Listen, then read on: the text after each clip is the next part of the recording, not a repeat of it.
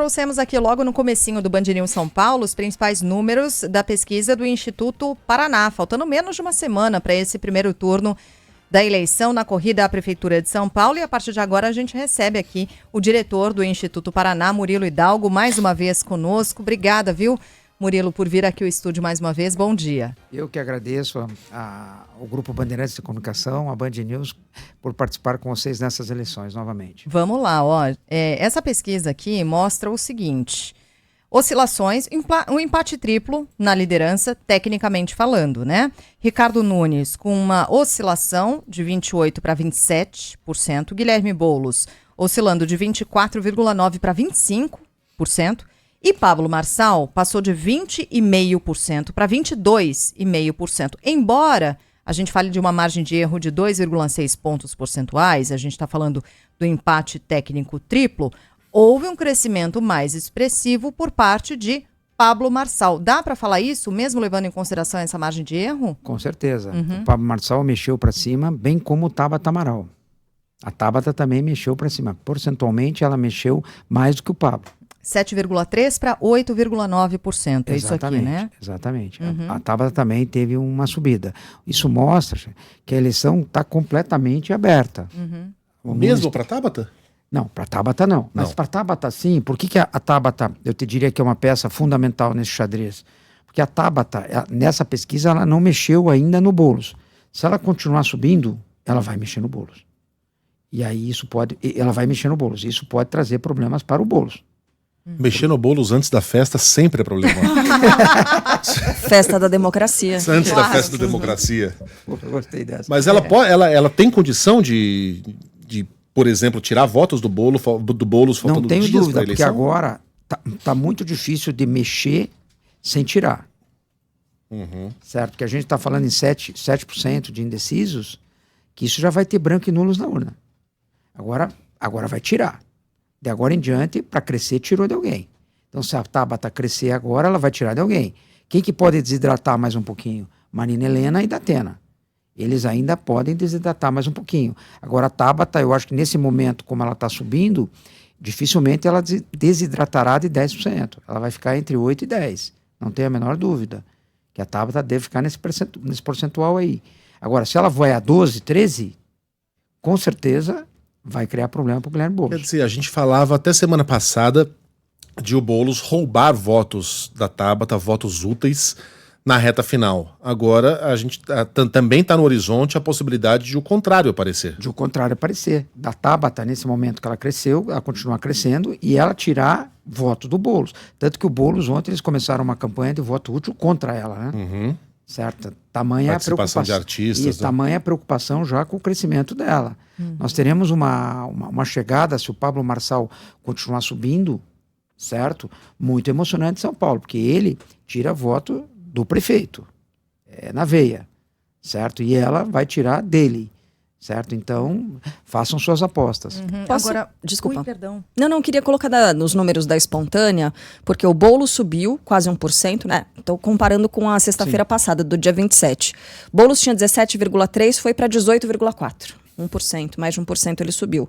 Pablo subiu quase 2%, né? De 15,7% para 17,3%.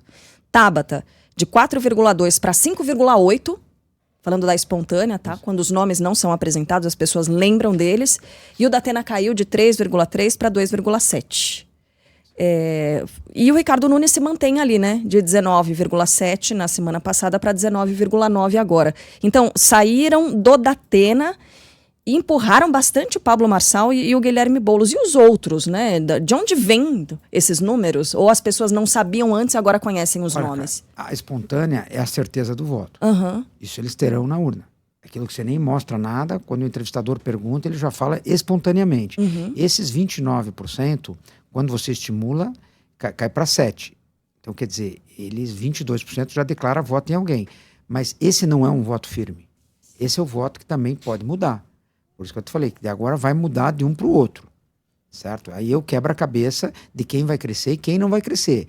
Agora, para Guilherme Boulos, ele tem que olhar a Tabata no retrovisor. Tem que cuidar da Tabata. A Tabata hoje é o grande problema do Guilherme Boulos. Por quê? O Marçal, para tirar voto dele, muito pouco provável. O prefeito tirar voto dele, muito pouco provável também. Certo? Então, nesse momento, quem pode fazer o Boulos descer para 23, 22 e ficar fora de um segundo turno é a Tabata. Já o prefeito tem que ficar olhando o Marçal, né? O Murilo, quem é que pode ser beneficiado pelo fenômeno, se é que esse fenômeno pode aparecer em São Paulo, do voto envergonhado? Aquele voto em que a pessoa não diz nem para o pesquisador que ela pretende Esse votar. voto já começa a aparecer, ao meu ver, se isso acontecer, Pablo Marçal. O Marçal. Marçal, Boulos e Ricardo, eu não te diria que tem voto envergonhado. Vou explicar para o nosso ouvinte o que é o voto envergonhado? O voto envergonhado é quando a pesquisa chega para entrevistar o eleitor e o eleitor diz, não sei, ou ele diz outro nome porque ele tem vergonha de dizer naquele candidato, fica receoso, né? O Donald Trump foi, entre aspas, beneficiado por isso quando ele foi eleito. Sim. Né? E agora dizem que pode ser prejudicado, porque entre os republicanos, hoje em dia, pega mal você dizer que não vota no Donald Trump. Exatamente. Então, O Boulos não cai nessa também, não? O Boulos não. De voto envergonhado? Eu não acredito no Não? Boulos hoje, não. Porque assim, o Boulos já tem uma história com a esquerda. Não tem? As pessoas já se declaram, certo? E principalmente tem uma coisa ocorrendo, o Pablo Marçal, a gente já vai chegar lá, na rejeição dele. A rejeição dele está ampliando muito nos ataques. Quanto mais ele bate em Ricardo Nunes, quanto mais ele bate no Boulos, certo? Mais esse eleitor de espontânea, que é um eleitor fixo, começa a pegar raiva do Pablo Marçal. Certo? Então o Pablo Marçal ele tem uma estratégia, apesar que segundo turno é segundo turno, né? É uma outra eleição, Agora, tem que ficar de olho, porque se o Ricardo Nunes passar para o segundo turno, pelas pesquisas de hoje, ele é amplamente favorito contra Boulos e contra Marçal. É um outro problema para os dois, né? Agora, estou vendo aqui as mensagens enviadas pelos nossos ouvintes e alguns deles falando que talvez mudem o voto ao longo dessa semana aqui. Não sei se a Paraná fez esse recorte aqui de pessoas que podem mudar o voto nessa última semana. Eu não seria indelicada aqui de te perguntar sobre os dados aqui da outra pesquisa que saiu ontem, de outro instituto, e a gente falou até um tiquinho mais cedo, né? O outro instituto, foi a Quest aqui, que acho que mostrou aqui, acho que 33% das pessoas dizem que ainda podem mudar o voto. O que é decisivo nessa semana para conquistar esse eleitor aqui? O que pode fazer com que esse eleitor mude de ideia ou defina nessa reta final? Olha, foi o que eu falei da espontânea. Ao nosso ver, tem 29% ainda que pode mudar esse voto, certo? O que pode fazer mudar o voto? Porque agora é a reta final, agora é a hora que as pessoas vão prestar atenção, que elas sabem que no domingo na urna tem que votar em alguém, certo? Ao meu ver, o debate que vai acontecer ainda vai ter uma audiência grande, certo? E ali pode mudar muita coisa. Tem mais um ainda, gente? É isso? Só mais um, né? O da Globo. Tá. Da Globo, certo? Tem o debate da Globo que pode fazer mudar. E o que vai acontecer nessas últimas horas, certo? Porque qual é o movimento? Você para pensar assim, você vendo de longe. Você pensa assim, a partir de quinta-feira não tem mais horário na rádio e na TV. Quem tem uma mídia social mais forte? Pablo Marçal. Sim. Quem tem uma equipe de rua mais forte, com candidatos a vereadores, que intensifica também? O prefeito. Ricardo. O Ricardo. Então, quer dizer, há um equilíbrio. Um tem rua, o outro tem a mídia social. Certo? E ao meu ver, o que vai pesar? Infelizmente, também as pesquisas. As pesquisas vão pesar. Certo? Porque assim, vamos lá. Se a Tabata desabar, se tiver voto útil, a Tabata, que todo mundo está prevendo de 8 a 10, ela acordar com 5, vai favorecer demais o Guilherme Boulos. Certo? Vai favorecer demais. Ao mesmo tempo, se der uma surpresa ela aparecer com 14, foi o Guilherme Boulos. Agora, Quer dizer, então, são movimentos. Agora, quem vai sair melhor nesse debate? Qual vai ser o corte? Qual vai ser a repercussão disso? Marçal para Tabata jamais acontece? Difícil.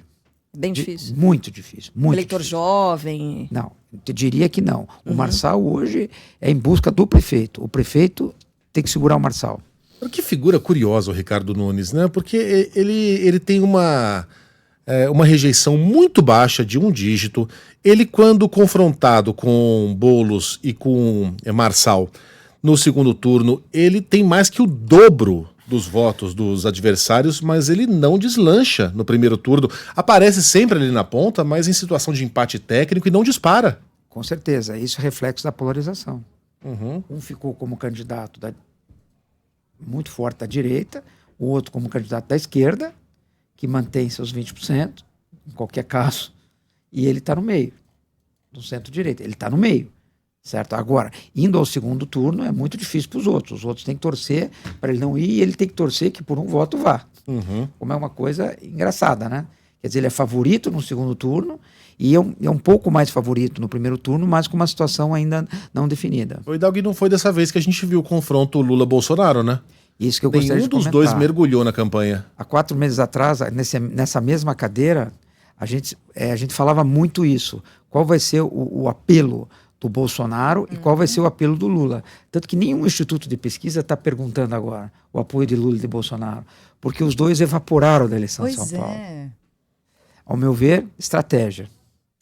Estratégia dos dois e dos candidatos. Estratégia primeira, trazem votos e trazem rejeição. Isso é claro.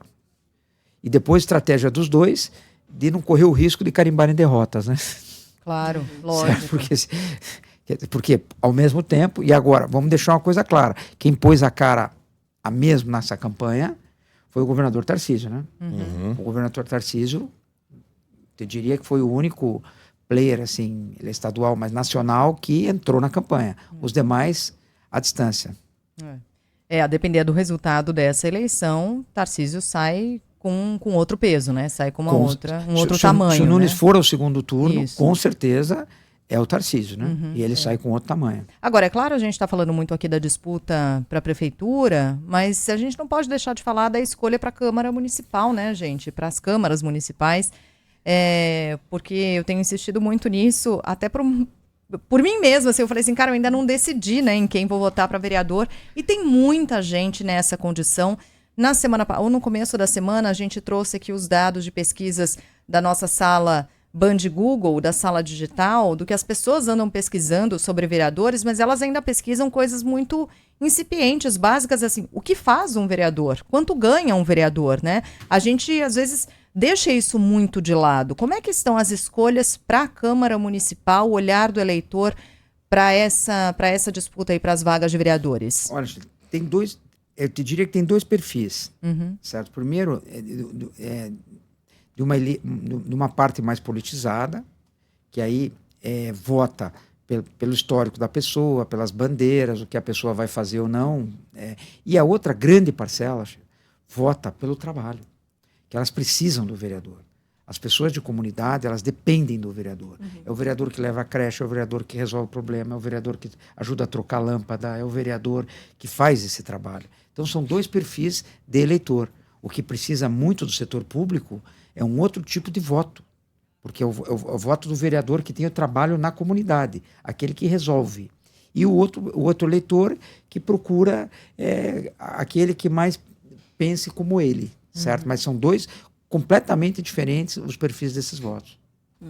Tem só mais um. O que essas pesquisas mostram para o Datena? Que mensagem fica para José Luiz Datena? Olha, a mensagem que fica para o Datena, que eu diria, é o seguinte: o Datena começou em torno de 17%, se eu não me engano, veio caindo. Uma coisa que eu sempre falei ao Datena era o seguinte: Datena, uma eleição num partido pequeno, com pouco tempo de televisão, com pouco recurso e sem campanha de rua, é muito difícil. Qual foi o problema do Datena, ao meu ver, na campanha? Além do pouco tempo de televisão, não tem campanha de rua, não tem candidatos a vereador. A gente vai comentar no domingo aqui quantos vereadores o PSDB vai fazer. Aliás, eu achei tão curiosa a associação do PSDB com um partido pequeno. Então, pois é. Né? Mas é o que virou, É o que é, né? gente? É o que é. Mas o exemplo que eu vou te dizer, vai fazer quantos? 1, 2? Ou não vai fazer? Quer dizer, a questão passa a ser essa, certo? Quer dizer, é muito difícil entrar numa eleição sem 0. Aí você pensa, mas o Pablo Marçal? O Pablo Marçal tinha uma rede enorme e tem recursos, muitos recursos, e uma rede enorme, certo? Então o problema que eu vejo do Datena foi esse: o pouco tempo de televisão e com campanha de rua sem aderência, né? De pessoas levando o santinho pedindo voto a ele. Deixa eu só nacionalizar para a gente encerrar. O Murilo, o governo petista definitivamente não nos transformou nem em Venezuela nem em Argentina. A economia está andando, as coisas estão girando, né? O país está, enfim, o desemprego em baixa, a inflação relativamente controlada, o PIB crescendo, né? O pior não aconteceu. No entanto, o PT pode não vencer nenhuma disputa em nenhuma capital. Como é que esses dois dados conversam entre si? É muito boa pergunta. Pelas pesquisas, hoje existem duas economias que a gente fala. Existe a economia da Faria Lima, que vai maravilhosamente bem, que é essa que você falou, o PIB indo bem, carteiras assinadas batendo recorde, tudo indo muito bem. Mas existe a economia real. A economia real se confunde um pouco com o sonho que o Lula vendeu. O Lula vendeu um sonho para as pessoas, que pode ser que entregue, ainda tem muito tempo de governo, certo? Do quê? Que as pessoas voltariam a viajar de avião, que voltariam a trocar celular, que voltariam a trocar carro. A picanha. A picanha. Quer dizer, esse está sendo o problema. De um lado vai bem, mas a entrega não está ocorrendo. Esse eu acho que é o grande problema do Lula nos próximos 2 anos. Agora, ele vai fazer de tudo para que essa entrega venha. Aí as duas economias vão falar, eu te diria, que vai chegar no povo. A economia da Faria Lima e a economia real. Tá. Para 2026, Para talvez. 2026, talvez. Talvez. Essa economia real, ela vai ter que chegar. Porque as pessoas esperaram isso do Lula. E o maior reflexo disso vai se dar no Nordeste. É onde eu acho que a conta dessas eleições municipais vai chegar mais alta, é no Nordeste. Muito bem, Murilo Hidalgo, diretor do Instituto Paraná. Obrigada, viu, Murilo, mais uma vez. A gente ainda se encontra nessa semana aqui e também, claro, na nossa cobertura especial do domingo de eleição. Obrigada, viu? Obrigado a vocês, sempre à disposição dos amigos da Band News.